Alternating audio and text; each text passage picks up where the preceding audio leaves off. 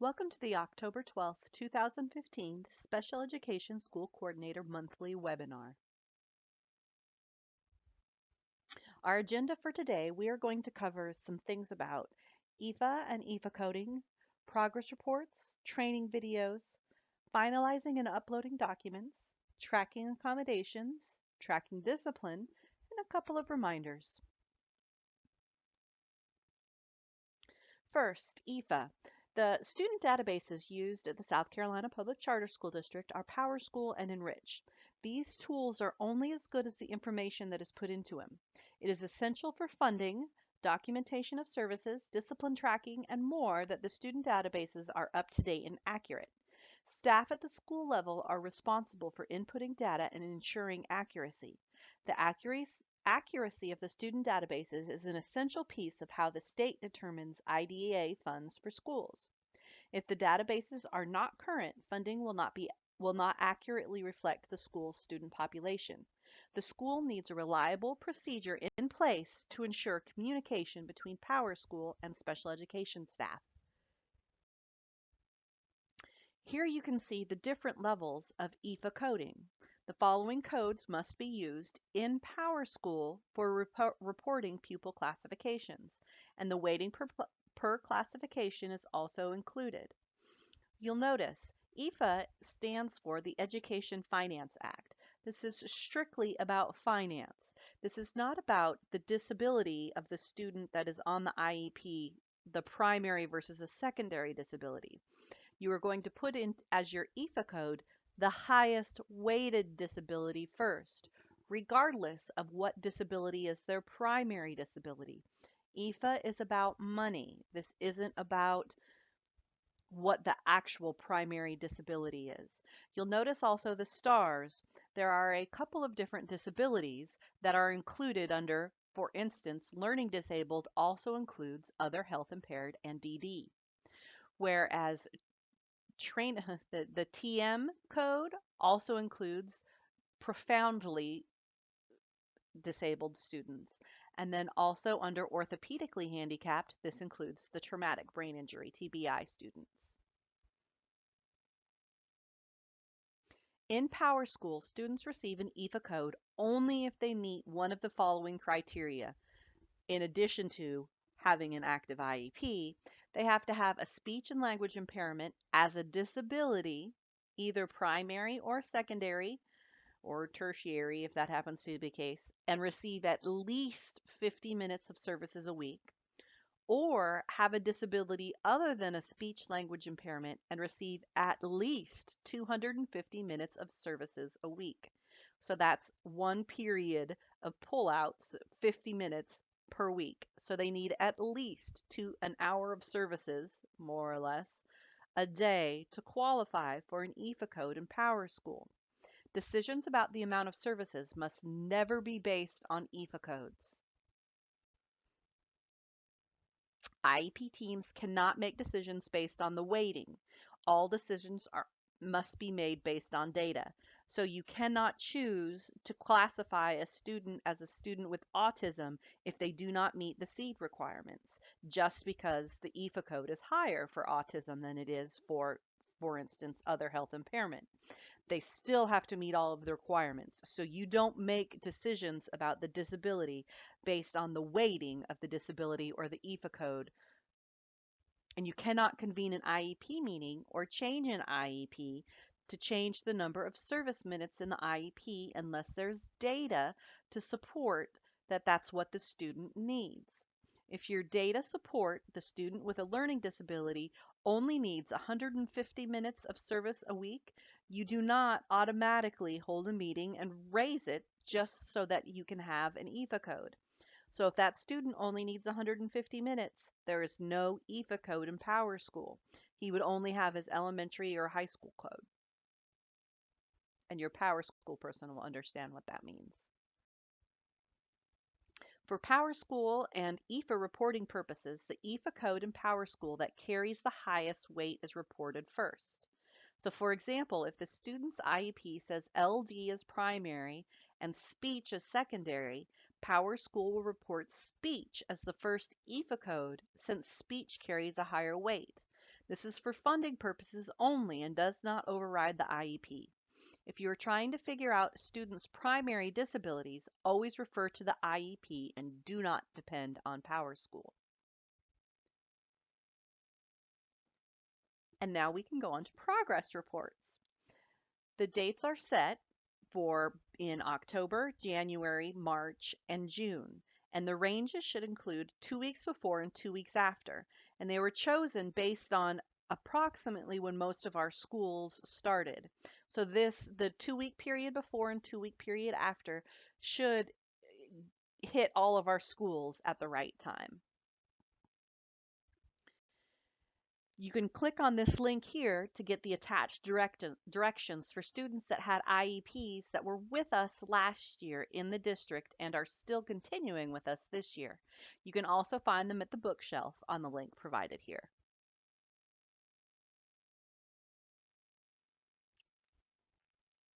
We wanted to provide a reminder that there is an entire training series, especially as you have IEP compliance coming up on the next review. It's going to be important that you are sure that you are writing compliant IEPs.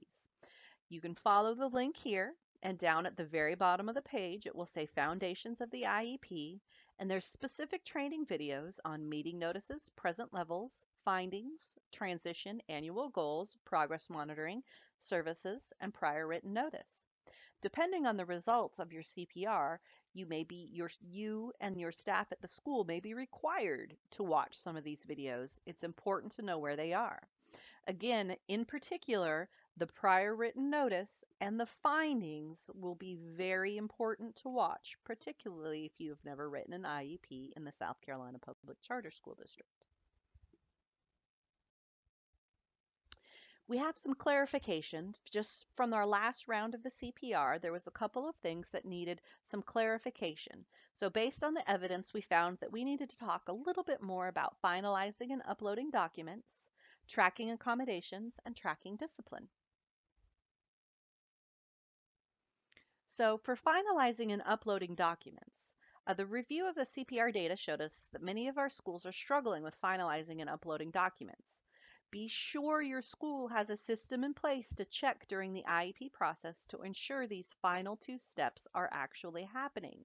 So this would be part of, just like you would check to make sure there was 2 invitations, you should be checking to make sure that the IEP is finalized and that signature pages and anything else that needs to be uploaded is being uploaded.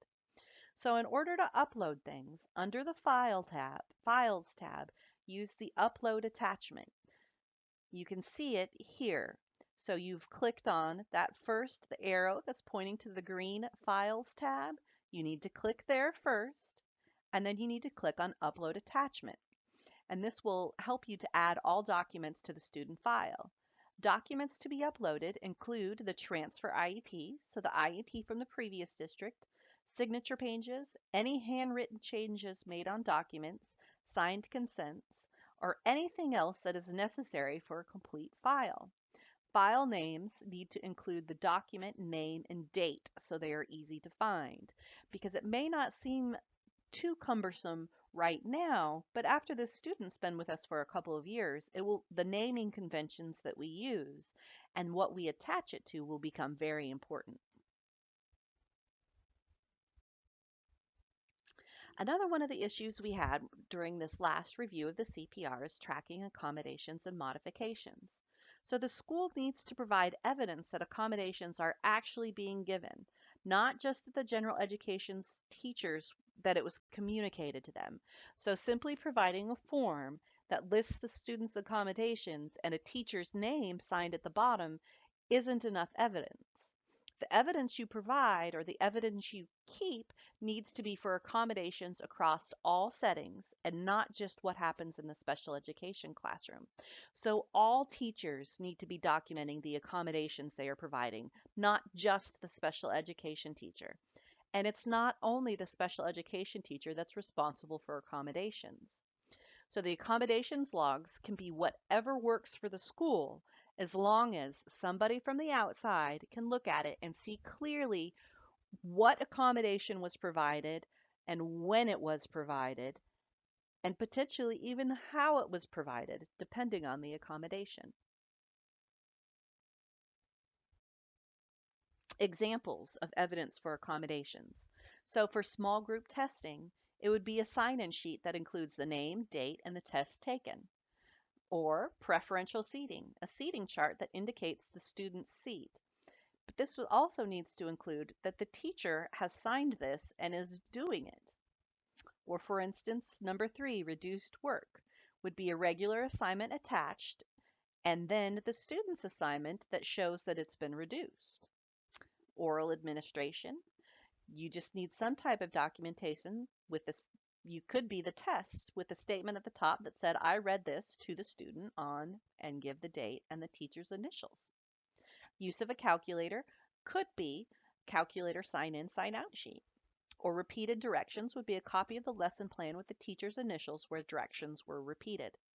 Now, these aren't the only way to provide evidence of accommodations. These are just some very good examples.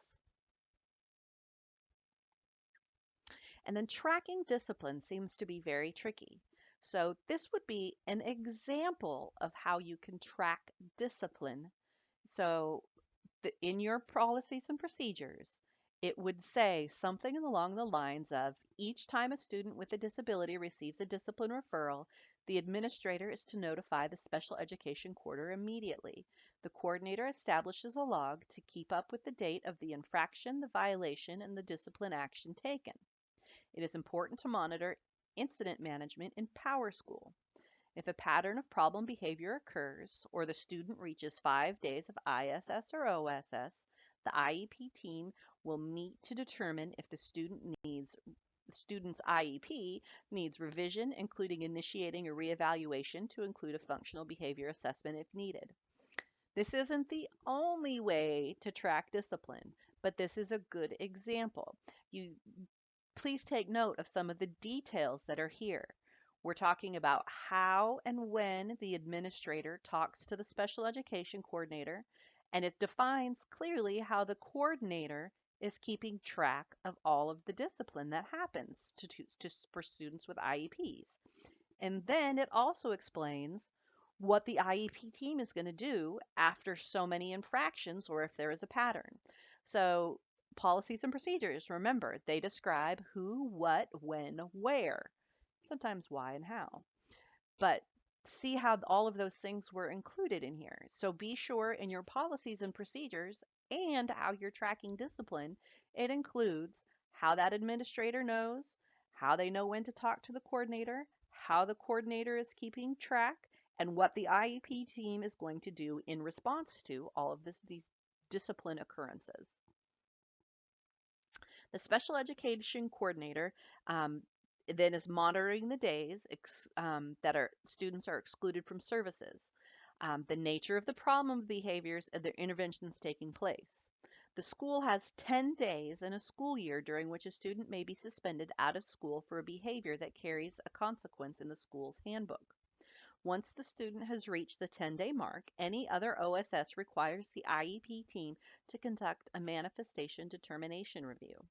There is plenty of guidance on the bookshelf that includes the prior written notice from manifestation determination reviews, agendas for manifestation determination reviews, which includes the questions that need to be answered during them. So please be sure to use your resources on the bookshelf. Couple of last minute reminders. Make sure you're uploading signature pages to Enrich and tying them to the correct IEP. So there is a way when you hit that upload button, it will ask you what item it needs to be associated with. You can connect it directly to the IEP so that when you pull up the IEP, it will also pull up the signature page. And make sure you're requesting signature pages or copies of signed IEPs from the previous districts, as well as the most recent evaluation and reevaluation.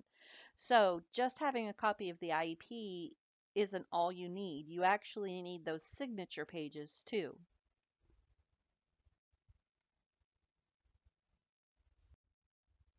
Make sure you're sending copies of the IEPs, including those signature pages and the most current reevaluation to districts when students transfer out. And then once they've transferred out, you need to make sure you're ending special education. There are directions for this that are very specific for Power School. They are on the bookshelf. So for students who have withdrawn from your school, Power School does not automatically withdraw from Enrich. And if they're taken out of Power School before you get to this in Enrich, when you search for the student, you're going to have to include the historical data. There's a little box you have to check that says include historical data, or you'll search for them and they won't come up. So if you don't get to them before the Power School already takes them out, be sure you are searching for them and using the include historical data button. You must go into Enrich and click the End Special Education and follow the procedures on the bookshelf. Be sure your date for ending special education matches the date that the student was withdrawn in Power School.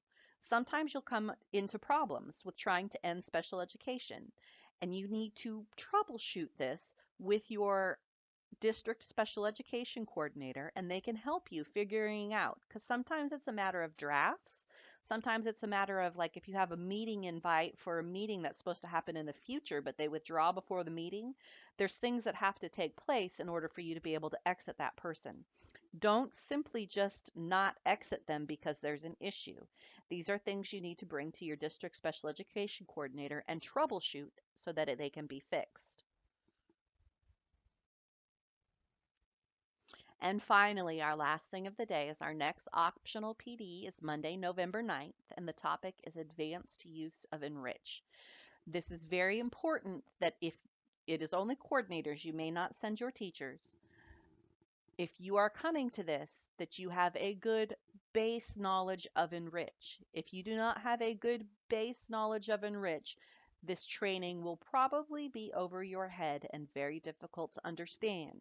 So we won't be covering simple things like how to amend an IEP or how to start an annual. These are for more advanced actions. And then the monthly webinar will follow that afternoon. So I hope everyone is dry and safe, and that they have students who are dry and safe, and that their schools are dry and safe after this crazy wet week. If you have any questions, please speak to your district special education coordinator, and we will look forward to hearing from you all. Thank you.